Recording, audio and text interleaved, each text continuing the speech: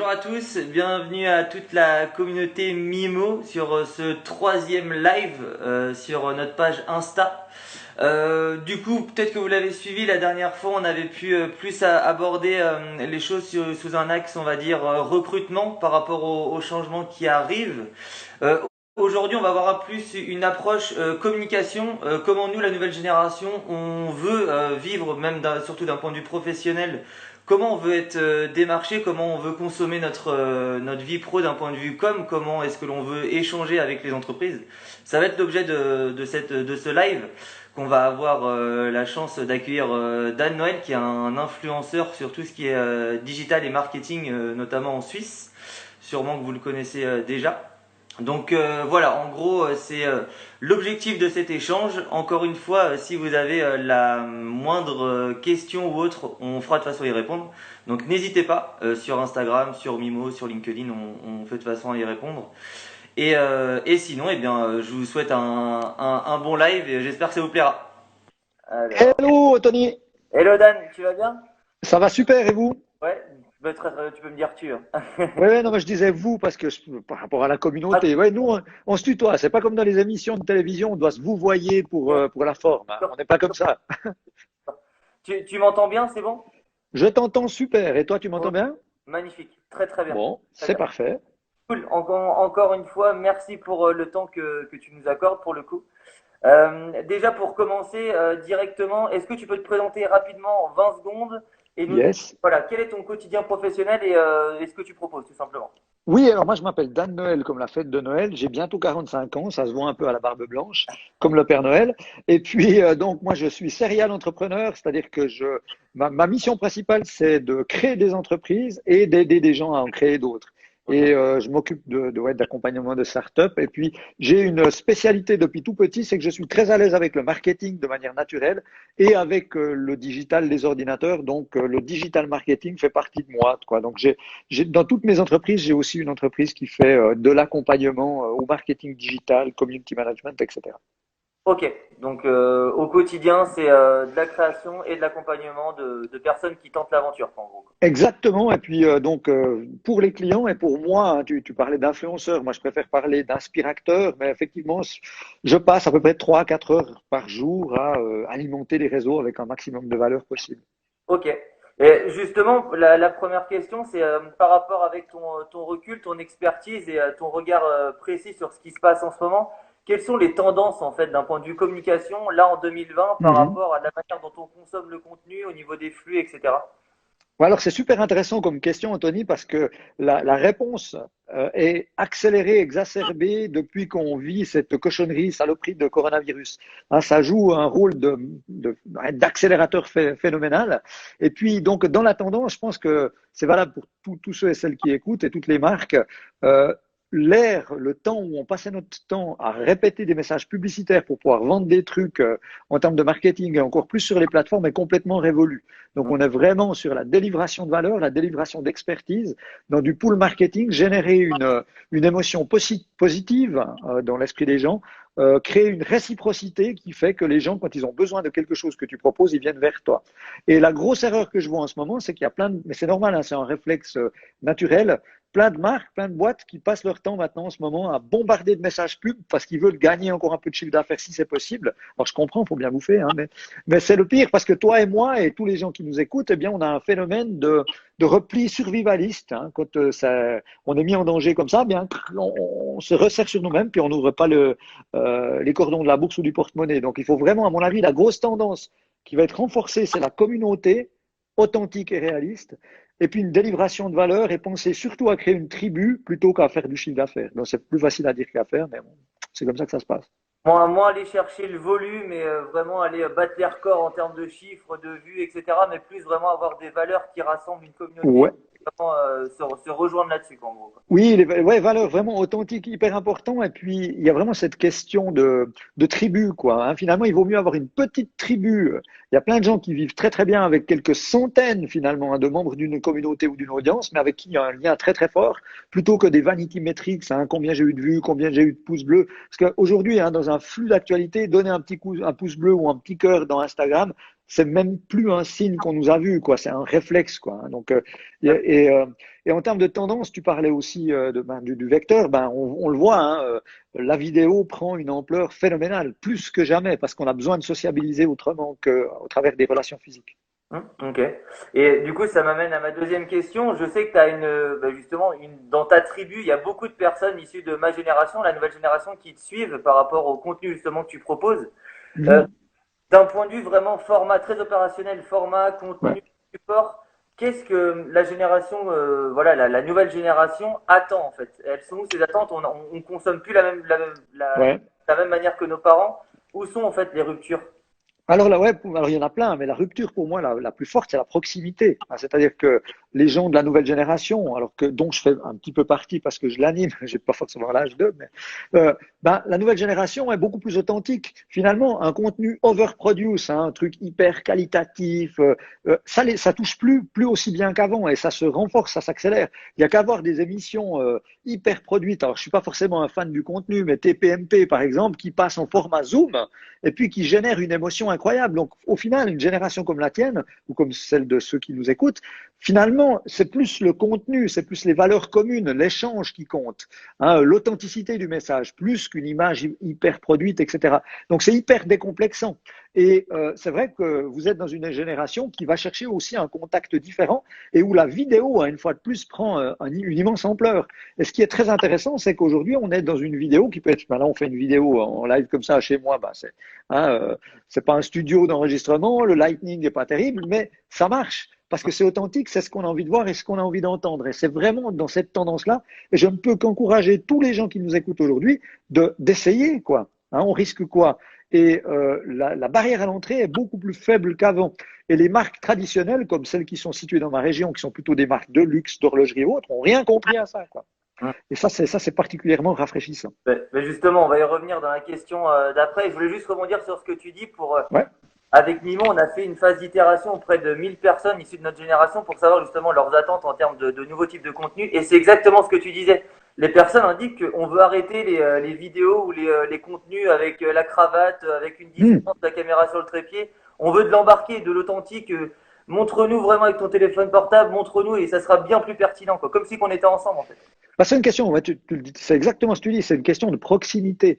C'est-à-dire que le fait d'avoir un contenu overproduce, etc., au-delà du prix que ça coûte, ça met une distance. Hein, finalement, il y a les stars d'un côté, les présentateurs de télé, et puis il y a les gens qui écoutent comme des moutons de l'autre côté. Vous voulez plus ça. Hein, et heureusement, aujourd'hui, c'est l'authenticité, c'est la proximité. Je suis avec toi. C'est comme si j'étais dans ton jardin ou dans ton truc. Et ça, c'est beaucoup plus important que simplement de passer des heures à soigner la colorimétrie des images, à avoir le plus beau sous-titre, etc.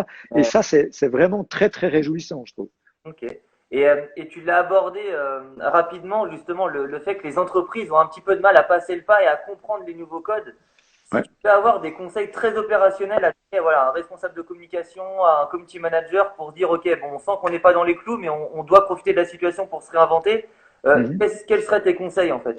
Alors, le conseil, c'est d'abandonner le romantisme. Et ça, c'est pas facile, hein, puisque toutes ces entreprises, plus elles sont grosses, pire c'est, on capitalise sur ce qui marchait jusque-là.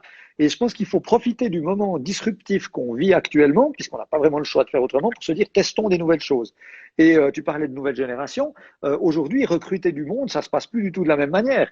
Hein. C'est plus comme sur un siège de tennis, l'entreprise, l'employeur, et tu commandes un job, s'il vous plaît, j'aimerais un job. Non, hein, les gens de votre génération, quand on a du talent, on choisit. Hein, il y a une question Le rap. de rapport mutuel, de séduction.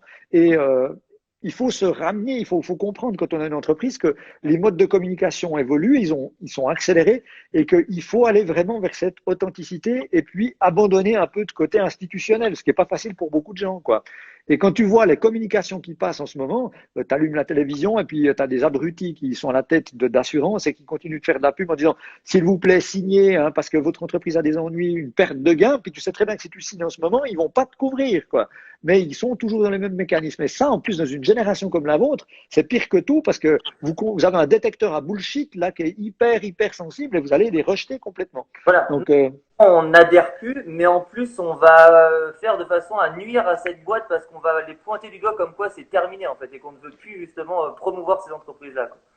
Donc, Ouais, et puis tu vas même, tu vas même aller plus loin, quoi. Tu vas utiliser ta communauté pour dire, eh, regardez, vous avez vu, ils ont rien compris, ils nous parlent pas, et ça va être un effet désastreux. c'est pour ça que c'est dangereux. Ouais. Et du coup, je voulais, à travers ma dernière question, arriver peut-être sur une dimension qu'on n'a pas abordée, qui justement correspond beaucoup à cette nouvelle génération. C'est la dimension RSE, le côté vraiment développement, on va dire, durable et sensibilité écologique. Dans la Mhm. communication, est-ce que pour toi, c'est encore un peu trop tôt pour dire que c'est obligatoire de l'intégrer dans la communication d'une entreprise, ou c'est déjà une obligation parce que... Non, alors je pense effectivement, je rebondis sur ce que tu dis, Anthony, c'est devenu indispensable, mais à une condition. Il faut que ce soit vraiment authentique une fois de plus. Il y a Oui, tellement de boîtes qui veulent faire du greenwashing et dire, ouais, pour un truc acheté, j'offre trois paires de pantoufles à tel et tel endroit. Il faut que ça fasse. Hein, oui, tu as raison, c'est indispensable, mais il faut que ce soit non pas juste une couche de peinture, mais que ça soit une réflexion de fond qui a été faite par la marque ou l'entreprise et vraiment l'intégrer comme une valeur, hein, vraiment une valeur de fond de l'entreprise. Et à ce moment, oui, c'est indispensable parce que, alors évidemment, des gens de votre génération, mais aussi de la nôtre, parce qu'on a évolué aussi, aujourd'hui, d'aller dans une boîte, même si elles vend un produit génial ou un service top, mais qu'elle pollue comme un porc, c'est foutu. Et il n'y a qu'à voir, hein, tu sors aujourd'hui quelques minutes quand tu as le droit, ça dépend des types de confinement, il n'y a plus une traînée d'avion, quoi. On voit qu'en quelques semaines, on n'a pas disparu, l'être humain, on s'est juste mis un petit peu de côté, à tel point comment la nature revit. Donc, on va rester marqué de cette expérience. Et plus que jamais, une entreprise, une marque doit tenir compte de ça, mais de manière authentique. Et plus que, parce que tu parlais de communication, si c'est juste une couche de com, c'est foutu. Mais si c'est se poser les bonnes questions, prendre le moment de la réflexion et revoir son business model et intégrer ça comme une véritable notion intégrant, capitale intégrée au modèle de l'entreprise, là, on est culturellement juste et historiquement juste. d'accord. Donc peut-être que ça, enfin, dis-moi si je me trompe, mais ça passe peut-être par, à travers, encore une fois, le format vidéo qui est le canal de cette nouvelle génération, ben, montrer les valeurs, les processus de fabrication d'une entreprise, comment on gère les déchets, comment on fait de façon à toujours améliorer les processus. Ça passe par ça, en gros. Enfin, je te Ça, pose c'est une super idée, la transparence, quoi. Hein, la transparence. C'est bien beau de dire on est green, on fait gaffe à tout, mais démontrer par l'exemple. Et une fois de plus, dans cette proximité, pas un film institutionnel qui a été fait par une grosse agence de com, non, à montrer avec un téléphone portable, en draft comme ça, que les employés, hein, des entreprises deviennent les vecteurs de dire ouais, on fait partie d'une boîte géniale et regardez ce qu'on a fait de top. Et là, ça prend toute son ampleur et c'est vrai et ça fait avancer les choses en plus. C'est le but, hein. Je crois que tu parlais tout à l'heure des modifications de perception dans votre génération. Il y a évidemment cette envie de créer quelque chose de professionnel qui est chouette, mais il y a aussi beaucoup, beaucoup plus que dans les autres générations, cette notion de besoin de donner du sens, quoi. Donner du sens à ce qui est fait. ben, c'est ce qui définit cette génération Y, quoi, et Z, cette quête de sens, quoi. Et donc, Ouais. du coup, pour rebondir sur ce que tu disais, c'est même maintenant les collaborateurs eux-mêmes de l'entreprise qui deviennent on va dire, les porte-drapeaux d'une entreprise en montrant la vie de l'intérieur, en fait. Et là, du coup, on peut plus mentir, en gros. C'est un peu Ben l'idée. ouais. Alors, ça avait commencé avec ces plateformes type Glassdoor, hein, où les gens pouvaient dire de l'intérieur comment ils vivaient, mais aujourd'hui, on est passé à la version 5.0, c'est-à-dire que hein, tu peux pas empêcher, alors d'une part, tes employés et tes collaborateurs, collaboratrices ont leurs propres convictions, ils vont produire du contenu, ils vont échanger, et puis ben, imagine s'ils se retrouvent dans les valeurs fondamentales fortes de ta boîte, et que c'est vrai qu'ils y travaillent pas uniquement pour un salaire, mais autre chose, ils vont devenir vraiment des intraçadeurs. Et ils vont être fiers, il faut leur offrir cette vision, dire voilà, dans 5 ans, qu'est-ce qu'on va apporter au monde plus largement. Et c'est valable sans jugement de valeur, qu'on soit une pâtisserie, qu'on soit dans le conseil, qu'on soit un camion poubelle, et vraiment de dire qu'est-ce qu'on peut faire ensemble pour rendre le monde un peu meilleur que si on n'avait pas décidé de collaborer. Et personne de mieux que les gens qui font l'entreprise tous les jours, plus que le CEO, hein, sont les vecteurs de dire regardez, c'est vrai, c'est authentique, c'est ce qu'on fait, ce qu'on vit, et rejoignez-nous. Et rejoignez-nous, ça peut être attirer des nouveaux talents ou rejoignez-nous, acheter nos produits ou nos services. Ben, justement, je rebondis sur ce que tu dis. Nous, on a une conviction chez Mimo, c'est que avant cette période de confinement, il y avait beaucoup, beaucoup de mouvements pour le climat qui avaient lieu, des manifestations. Sauf Mhm, qu'avec les événements, c'est des choses qui ne sont plus possibles et que ce mouvement doit en fait se multiplier et prendre encore plus de poids, mais sur le digital et vraiment inonder mhm, le digital. Et c'est vraiment la volonté qu'on a à travers Mimo, c'est de mettre en avant les entreprises qui ont cette démarche-là de manière authentique et venir faire émerger des idées, mais de manière massive pour que tout le monde puisse mhm. dans une démarche d'amélioration dans ce sens-là. Donc, Ouais, c'est super intéressant parce que effectivement le pré-confinement, on va dire, hein, il y a eu tous ces mouvements, Greta Thunberg, etc. Il y a toujours dans tous les mouvements de transformationnels d'une société, il y a toujours des moments de friction forts. Donc là, c'était le cas, fallait taper fort, c'est le côté militantiste, quoi. Et à un moment donné, le côté militantiste, il suffit plus. Pour transformer une société, faut être à l'intérieur. Hein, faut utiliser l'arme de l'ennemi, entre guillemets. ouais. Et c'est ça, c'est que ça doit, ok, il y a eu des fers de lance et ils doivent continuer d'avoir ces actions. Un jour, on va sortir de chez nous, on va continuer d'avoir des actions citoyennes fortes, mais de l'intégrer au sein même des processus de communication, au sein même des processus de l'entreprise, c'est comme ça qu'on change la société. Et voilà, c'est exactement ce qu'on se dit. C'est dans un monde où tout est capitalisé, le monde dans l'entreprise gouverne vraiment l'ensemble des actions. Et ben on se dit que c'est d'ici qu'il faut l'attaquer, et c'est pour ça que Mimo veut venir jouer venir semer un peu le trouble là-dedans et puis remettre du bon sens, en tout cas à notre échelle, quoi. C'est Ouais, exactement. mais vous êtes dans le trend parce que vous êtes authentique, parce que c'est vous, c'est votre recherche, votre besoin. Hein, vous faites que, généralement, quand on crée un produit, un service ou une entreprise, le mieux, c'est quand on est soi-même son propre client. Donc vous êtes au sein de la génération, donc vous savez ce que vous voulez. Ce qui est plus difficile, hein, tu parlais d'entreprises tout à l'heure qui sont peut-être un peu plus ancestrales, mais elles ont moins parce que les gens qui les pilotent sont parfois des vieux cons, quoi, faut être honnête. Et euh, ouais, malheureusement, surtout quand elles sont très grosses. Donc il y a vraiment cette question de prendre compte de ça et on parle de produits, on parle de services, on parle de valeurs, on parle de communication. Je pense que c'est important d'aller encore un step plus loin. Et je pense que chez Mimo, vous êtes organisé, pensé pour ça, mais c'est aussi la manière dont on gouverne notre entreprise. C'est-à-dire qu'aujourd'hui, les nouvelles générations, et moi, dans mon équipe, aujourd'hui, quasiment tout le monde fait partie de la nouvelle génération, on peut plus avoir ce côté top-down avec le dictateur qui dit suivez-moi, c'est comme ça, sinon la porte est là. C'est d'une stupidité sans nom, quoi. Le but, c'est de créer des entreprises qui soient en co-création, qui fonctionnent en holocratie, qui fonctionnent selon des modes de coopération. Et chez nous, on a réussi à faire le switch en même pas une année, quoi, où on est passé du stade où moi et mon associé, on était un peu comme ça les décisionnaires. Aujourd'hui, on fait partie de multiples cercles, on a une gouvernance distribuée, et depuis, c'est inimaginable l'engagement des collaborateurs, collaboratrices, mais aussi le développement, l'innovation, quoi. C'est absolument phénoménal. Et il n'y a pas très longtemps, on faisait une conférence Zoom avec mes collègues, et ils disaient, ouais, mais c'est incroyable parce que tu nous as remercié pour un truc qu'on avait fait, puis que alors qu'il m'avait remis, si tu veux, en question. Moi, j'avais pris une décision, puis on me l'a remis en question, on a changé. Ils m'ont dit, ouais, c'est incroyable. Puis je dis, ouais, mais parce que finalement, être un bon patron, un bon leader, c'est être capable d'engager des gens qui sont meilleurs que nous, quoi. Sinon, ça sert à quoi, tu vois? Et c'est cette co-création, et ça boucle la boucle, quoi. Finalement, la communication, c'est que la couche de peinture. Je pense que ça va devenir de toute façon un passage obligatoire pour les entreprises qui vont souhaiter perdurer, tout simplement, car les autres qui ne vont pas avoir cette prise de conscience-là risquent de ne pas vivre encore très longtemps, quoi. En tout cas, Et ne pas continuer d'attirer les talents, parce que s'il faut faire ça aussi. Et les meilleurs, ils vont aller où ils peuvent vivre leurs besoins jusqu'au fond, quoi. Hein. eh bien, écoute, Dan, je te remercie infiniment pour le temps accordé pour cet échange. Mais Euh, c'est moi qui te remercie, c'était super, c'est cool. une bonne fin de confinement. J'espère qu'on aura eu l'occasion de se croiser. Je sais que tu fais beaucoup de trail, ce sera peut-être l'occasion de se recroiser. Ouais, sur un chemin, dès qu'on pourra sortir un peu plus. Alors j'en fais un peu, hein, parce que nous, on n'est pas totalement confinés. Donc, je me fais mais je pars très tôt le matin, je vais sur des chemins où je croise personne, donc on peut quand même en faire un poil, quoi. Soyons honnêtes. Mais en tout cas, merci à toi, bonne continuité, Merci beaucoup à toi. et puis à très vite, je l'espère. À bientôt, hein, bye bye, et prends soin de toi, hein. Bye bye. Voilà, j'espère que cet échange avec Dan vous aura plu. En tout cas, nous, c'est aussi l'occasion de vous dire un petit peu l'approche que l'on a chez Mimo.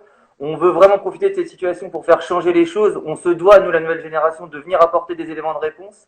Et c'est maintenant que ça commence. Donc, si vous voulez faire partie de l'aventure, vous avez juste à aller sur Mimo. On a mis des challenges en place pour être force de proposition. Vous avez juste à vous exprimer. On est à votre disposition si vous avez la moindre question, évidemment. Donc, n'hésitez pas. Je vous souhaite un très bon week-end et à très très vite. Prenez soin de vous.